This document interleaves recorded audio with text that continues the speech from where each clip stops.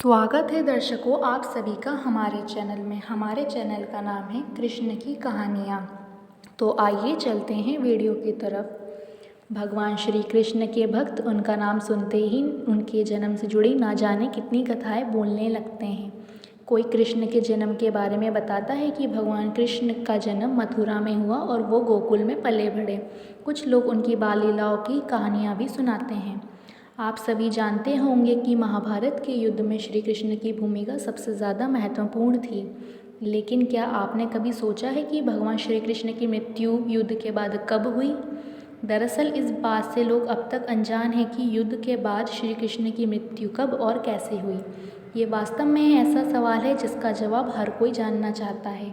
हमने भी इस सवाल का जवाब जानने की इच्छा रखते हुए इस बात का पता लगाने की पूरी कोशिश की।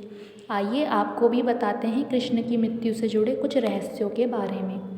ऐसा माना जाता है कि जब महाभारत के युद्ध के बाद दुर्योधन के पूरे वंशजों का अंत हो गया, तब उनकी माता दुखी अवस्था में आ गई।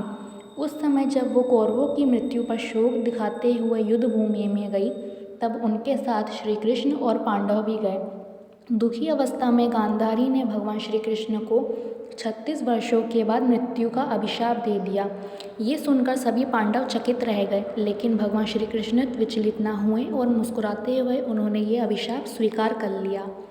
गांधारी के श्राप की वजह से जब श्री कृष्ण जी युद्ध के 36 सालों के बाद द्वारका में बसने के बाद एक दिन एक वृक्ष के नीचे रात्रि में विश्राम कर रहे थे, उस समय उनके पैरों में लगी मणि तेजी से चमक रही थी।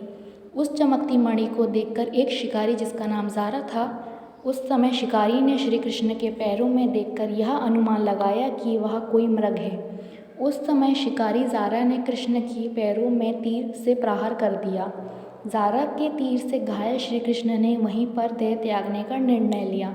इस प्रकार युद्ध के समाप्त होने के बाद 36 साल बाद जब श्री कृष्ण की आयु लगभग 125 साल थी, उस समय प्रभु श्री कृष्ण ने अपनी देह त्याग दी और वापस स्वर्गलोक चले गए।